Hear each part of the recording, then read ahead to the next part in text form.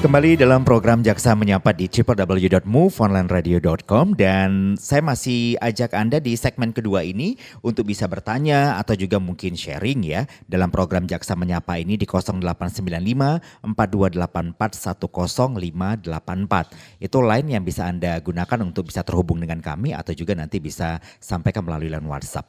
Baik, kita lanjut lagi Bang Yos. Bang Yos, sepertinya saya belum tuntas nih dari Bang Yos menjelaskan seperti apa tugas dan fungsi dari kejaksaan terkait pemberantasan narkoba ini sendiri.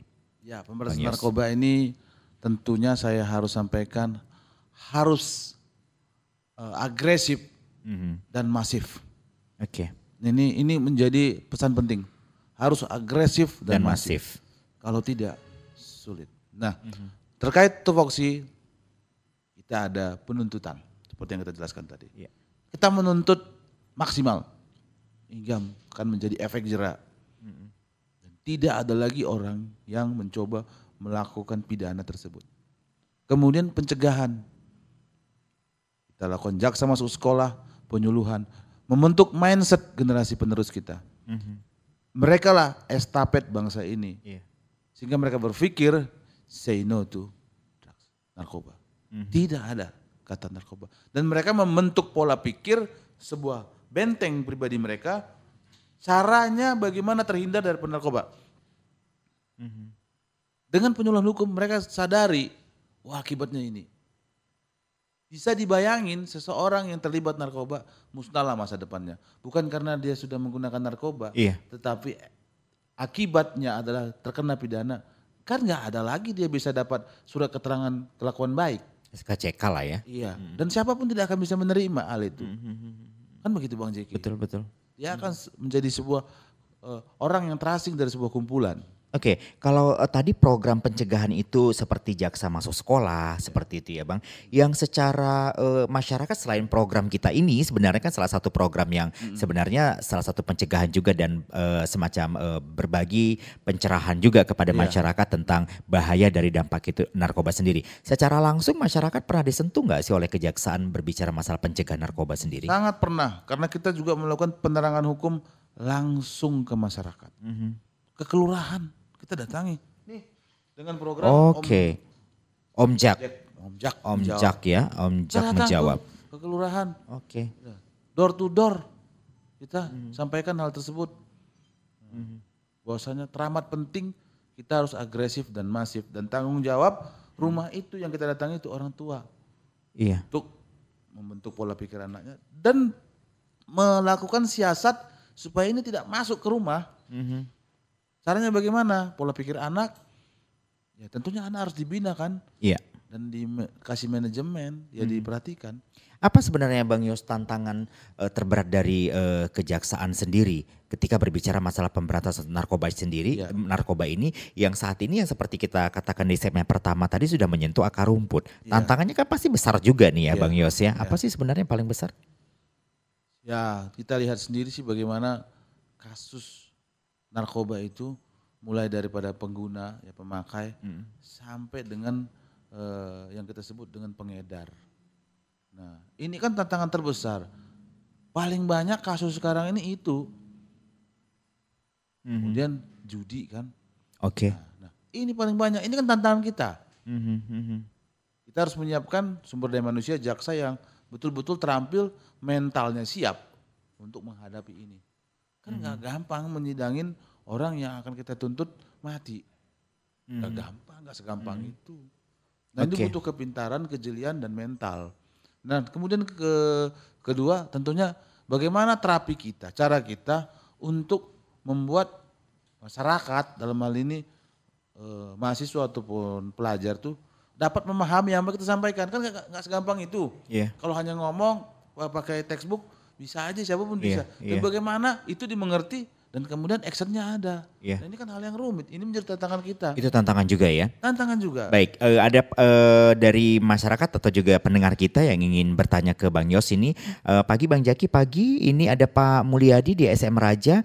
Memang kalau kita perhatikan peredaran narkoba ini sangat masif katanya dan ada di mana-mana. Apakah ini Pak tindakan preventif yang sedang digalakan oleh pihak kejaksaan bekerja sama dengan kepolisian juga? Apakah ada? Tentunya ada lah, kita satu networking ya, kita sering diskusi bersama. Bagaimana sih tantangan terbesar kita sekarang ini adalah di akar rumput ini. Dengan adanya paket-paket yang murah ini tadi, bagaimana kita memberantasnya. Nah, pemberantasan itu kan harus signifikan. Penindakan, di situ kita kerjasama. Apa berkas yang kepolisian kirimkan kan kita koordinasikan dengan baik. Itu kan sebuah kerjasama kan. Betul. Criminal Justice System. Di Criminal Justice System ini polisi memberikan berkas dan jaksa itu sebagai penuntut melakukan penelitian. Nah ini kan harus maksimal. Bagaimana supaya penuntutan yang berkualitas tentu sangat dipengaruhi oleh berkas yang berkualitas. Nah petunjuk jaksa tentu menjadi alat ya, barometer. Nah petunjuk kemana? Ke penyidik, ke polisi. Nah, jadi kasih petunjuk yang maksimal begini, sehingga nanti kita berhasil di persidangan. Ini kan sebuah koordinasi yang sangat luar biasa di Criminal Justice System itu. Oke. Baik, pertanyaan selanjutnya kali ini Bang Yos, ini saya warga Medan katanya mau bertanya bagaimana konsekuensi hukumnya apabila seseorang tertangkap membawa atau memiliki narkoba pada narkoba tersebut diletakkan atau dititipkan kepada orang tertentu sementara orang tersebut tidak tahu menau dengan isi barang titipan tersebut setelah diamankan baru ketahuan kalau isinya narkoba. Sebenarnya ini seperti apa sih Bang Yos? Kalau itu sih simpel, kalau bisa dibuktiin bukan kepunyaan dia. Tes urin ya? Kalau tes urin itu kan sifatnya untuk kemudian pengguna pemakai. Kalau pengedar itu kadang-kadang di tes urin juga dia negatif. Nah, tapi saya terkait dengan pertanyaan tersebut, kalau dititipin ke dia, kenapa dia terima? Betul sih. Nah, dia nggak ngecek. Ya kalau dikirim alamatnya ke dia tapi dia nggak pernah pesan, ya dia bebas dong, nggak bisa dibuktiin itu. Betul. Jadi sebenarnya kalau pembuktiannya menyudutkan ke dia, artinya sampai ke dia bahwa dia mesen dan ada indikasi kan, ada berarti. indikasi, ada petunjuk, ya mau bagaimana yang harus kita lakukan. Ini kan petunjuk yang kemudian mengarah ke perbuatan dan ketemukan dua alat bukti, ya sudah tersangka lah dia. Betul. Karena pertanyaannya kenapa juga mau dititipin barang ya Bang Yos ya, kalau dia juga nggak kenal logis. Sangat logis. Tapi kalau ada juga orang ya diperkerjakan lah, kemudian dia tahu. Nah mungkin kalau seperti itu. Dia tahu tempat bekerjanya ini kan mungkin ya nggak seperti itu gitu. Iya. Bisnis yang baik gitu kan. Tapi ketika pulang dari luar negeri dititipin sebuah koper, dan koper itu kan atas nama dia kan. Tapi diketahui ada narkoba di situ. Ini kan menjadi persoalan. Dia tidak tahu tapi barang itu atas nama dia. Ini kemudian yang menjadi persoalan sangat besar. Tersangka dia. Nah sekarang bagaimana caranya membuktikan bahwasanya itu bukan barang dia. Bukan barang dia. Tapi kopernya milik dia. Tapi kopernya milik dia. Ini menjadi persoalan. Tapi Bang Jiki saya mau tegaskan. Boleh. Bahwa definisi pengedar menurut Undang-Undang Narkotika itu dapat kita uraikan bahwa ini supaya masyarakat paham juga ya. Pertama, yang menyalurkan narkotika itu.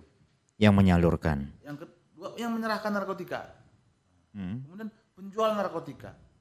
Pembeli narkotika lalu mengedarkannya kembali. Pembeli lalu mengedarkannya kembali. Pengangkut narkotika, jangan salah. Pengangkut. Nah, kemudian menyimpan narkotika, menyimpan, mau stok tapi belum digunakan gitu. Kemudian yang menguasai narkotika, dia seperti Bang Jeki sampaikan tadi, dia menguasai narkotika tuh. Yang menyediakan narkotika, pabrik lah kita sebut, ya kan. Kemudian yang mengekspor ataupun mengimpor narkotika. Di samping ini ada juga yang bisa terkena pidana. Apa itu? Mengetahui tidak melaporkan. Seseorang si A tahu ada barang narkotika di situ. Dia tahu dan itu bisa dibuktikan, tapi dia nggak ngelaporin. Itu salah juga ya Bang Yos ya? Iya, diatur di undang-undang bisa dipidana. Undang-undang juga bisa mempidana itu ya? Makanya kita sebut tadi Bang Jeki, ini harus masif dan agresif. Nggak main-main ini. Oke. Nah saya jadi paham nih sebenarnya masih agresif ini sendiri sebenarnya. Sampai undang-undang juga mengatur bahwa jika Anda sebagai masyarakat mengetahui tapi tidak melaporkan, Anda bisa kena pidana. Bisa. Bisa ya Bang Yos ya. Oke, line telepon di 0895 maksud saya 4284 10584 itu nanti Anda bisa pergunakan untuk bertanya atau juga menyampaikan pertanyaan melalui line WhatsApp. Nah, Bang Yos kita mau lari sedikit dari narkoba berbicara masalah korupsi boleh nggak? Oh boleh. Boleh ya Bang Yos ya. Yang saya ingin tanyakan seiring memang gencarnya Kejati juga berbicara masalah pemberantasan narkoba, tapi disusul juga dengan masih banyaknya kasus korupsi yang terjadi di Indonesia, kita bilang seperti itu. Di wilayah kerja masing-masing mungkin pasti tinggi. Bagaimana berbicara menghadapi masalah kasus korupsi ini sendiri, Bang Yos? Ya, tupoksi kita kan sebetulnya di kejaksaan ini adalah penuntut ya. Di kasus korupsi itu kita juga sebagai penyidik dan juga mengeksekusi. Dan kita paham betul bahwasanya hambatan dari pembangunan itu adalah korupsi. Itu nomor satu. Dan kemudian dengan korupsi itu membuat masyarakat semakin miskin. Betul. Nah, memang kita punya tupoksi dan tupoksi itu kita gunakan. Dan Kejaksaan Tinggi Sumatera Utara dengan tupoksi tersebut melakukan banyak sekali penyusutan, pengusutan, penyelidikan dalam hal ini. Kemudian ditemukan 2 alat bukti, dinaikkan statusnya ke penyidikan. Ditetapkan tersangka, disidangkan, dibuktikan. Nah, ini semua di 2023 Kejaksaan Tinggi Sumatera Utara juara 1 se-Indonesia dalam penanganan tindak pidana korupsi. Dan sudah bisa kita lihat di 2024 ini bagaimana kita melakukan penyidikan di persidangan. Seperti yang masyarakat tahu selama di sosial media ya. Banyak kasus, mulai dari kasus di areal kesehatan, betul, infrastruktur, ya kan, pendidikan. Nah, pendidikan ini apa? Beasiswa dikorupsi. Beasiswa ini kan kepada siapa? Orang tidak mampu. Orang tidak mampu kan Bang Jeki. Nah, sedih nggak kita yang mereka itu pintar tapi tidak punya uang? Setuju. Tetapi itu kemudian dikorupsi. Ini kita bisa sebut apa ini? Korupsi yang bagaimana jenis seperti itu? Jadi sebenarnya kalau kita lihat situasi kita saat ini memang cukup terkurung sekali ya sebenarnya Bang Yos ya. Selain narkoba juga menjadi salah satu progres penting juga. Disusul lagi berbicara masalah korupsi yang Bang Yos katakan tadi adalah salah satu proses hambatan dari sebuah pembangunan daerah juga. Jadi ini beriring berjalan dan tugas Kejati sebenarnya semakin berat untuk dalam hal ini ya Bang Yos ya. Ya. Baik, tapi kita perlu kasih paparan juga nih ke Bang Yos. Sebenarnya yang dikatakan korupsi karena kan tidak sedikit juga masyarakat di luar sana tidak semengerti kita mungkin berbicara masalah aturan-aturan juga masalah korupsi ini sendiri. Terkadang mereka juga bisa dijadikan sebagai tameng berbicara masalah korupsi ini, korupsi sendiri. Apa sebenarnya harus disiapkan bagi masyarakat untuk bisa tidak terlibat dalam praktek korupsi itu sendiri, Bang Yos? Sebetulnya sangat simpel. Korupsi itu sendiri tentunya adalah bagaimana menggunakan uang negara, uang pemerintah, baik yang bersumber daripada APBN, anggaran pusat maupun APBD yang di provinsi ataupun kabupaten. Iya. Kalau kita sebut korupsi itu apa sih? Korupsi itu adalah suatu bentuk tidak kejujuran.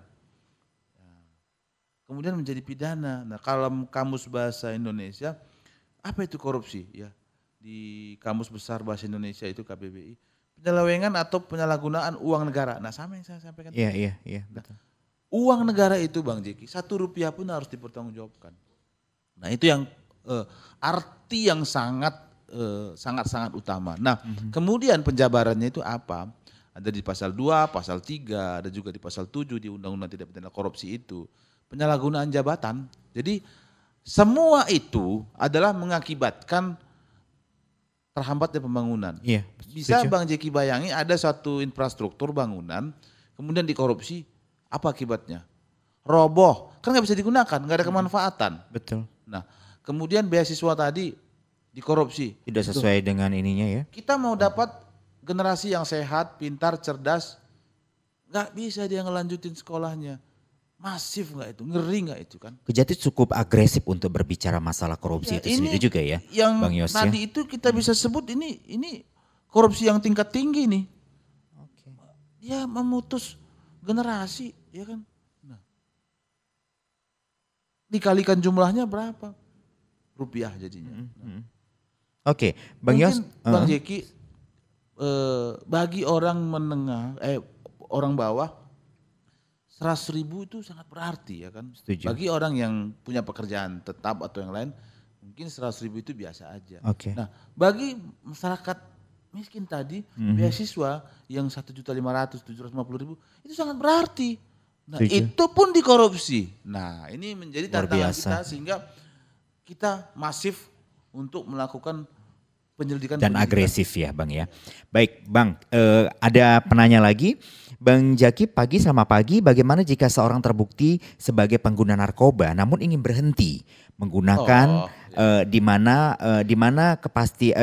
pasti membutuhkan rehabilitasi sebenarnya. Apakah pemakai tersebut akan tetap dikenakan hukuman? Di undang-undang kalau kedapatan pasti dihukum. Pidana namanya. Tetap ada pidananya ya Bang Yos ya? Cuma ada cuma. Nah, oke. Kalau dia memang pengedar dan bisa kalau dia memang pemakai dan bisa dibuktikan, nah kan bisa dia direhab. Ada pengajuan untuk bisa merehab. Dan bisa di assessment, menyatakan bahwa saat ketangkap memang dia dalam fase rehab gitu. Oke, begitu ya. Ya ketergantungan, ketergantungan. Nah ini Bang Jeki dapat saya kembali ungkit nih.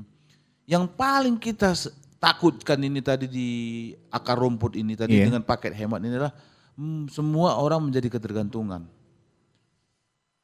Yang namanya ketergantungan ini kan bahaya Bang. Iya, harus ada ya. Bukan hanya ketergantungan narkoba yang bahaya. Ketergantungan terhadap makanan, barang tertentu. Bisa kita bayangin Bang Jeki juga mungkin pernah merasakan bagaimana ketergantungan enaknya suatu makanan. Kan kita selalu mau nagih ya, kan? seperti itu ya. Begitu juga narkoba. Nah kalau masyarakat kecil sudah ketagihan. Luar biasa. Gimana ini Bang Jeki? Jadinya gimana? Baik. Kita jawab lagi pertanyaan selanjutnya. Boleh, ini Bang Yos, saya seorang konten kreator katanya dengan nama akun Panggung Gendut Jogal. Oke, selamat pagi. Ini Bang Panggung Gendut Jogal. Buat anak muda boleh dong saran Bapak Jaksa buat kami dapat kontribusi memerangi narkoba juga buat masa depan kami katanya. Terima kasih. Dan dia hanya memberikan sambutan bahwasanya selama ulang tahun buat kejaksaan dan juga kejaksaan keren sekali menurutnya. Nah, saat ini kan memang banyak juga lahir konten kreator nih Bang Yos. Sebenarnya kita juga bisa menitipkan pesan kepada mereka dengan mereka memiliki pengikut yang banyak tentunya ya Bang Yos ya. Betul. Punya peranan seperti itu juga nggak sih menyasar banyak mereka-mereka yang banyak bermain dalam sosial media saat ini. Seperti sekarang ini makin tingginya sosial media dan Kejaksaan pernah memikirkan juga untuk menggandeng mereka untuk menitipkan pesan-pesan penting kepada mereka Bang Yos. Ada di Kejagung, di sini juga kita ada duta medsos dan kita sering dengar istilahnya duta narkoba. Jadinya generasi muda ya, pelajar, orang yang terpilih memang dia tidak mengenal narkoba, sehat, itu kita jadikan duta dalam artian mereka yang menyampaikan pesan-pesan itu dan orang yang mendengar tuh melihat tuh langsung dapat menyimpulkan, loh ya pantas dia karena dia ini orang yang baik, orang yang bersih begitu. Dan itu kita perlukan Bang Jeki. Dimanapun bangsa ini perlu panutan. Perlu panutan dan panutan itu harus dimunculkan. Sehingga orang lain bisa mengerti, memahami dan pengaruh. Panutan yang baik. Nah, itu diperlukan. Nah itulah duta tadi. Nah itu diperlukan. Kita butuh seorang panutan. Bang Jeki juga di mana atau siapapun itu pasti punya panutan dan itu akan diikutinya. Ya kan? Di follower oleh orang tentunya. Iya dan itu ya bagus lah yang dia lakukan itu bagus dan inilah bentuk salah satu tanggung jawab dia sebagai masyarakat juga generasi pemuda. Sebenarnya kan tanggung jawab bukan cuma hanya di Kejati ya. Sebagai masyarakat juga punya tanggung jawab itu ya. Dan dia sudah melakukan hal yang benar. Oke, kita break dulu Bang Yos. Kita nanti masuk di segmen ketiga. Di segmen ketiga nanti kita masih berbicara seputar masalah korupsi juga. Masih juga masalah narkoba juga. Dan kebaikannya untuk berbicara kebaikannya untuk Sumatera Utara tentunya ya Bang Yos ya. Kita kembali sesaat lagi dalam program Jaksa Menyapa.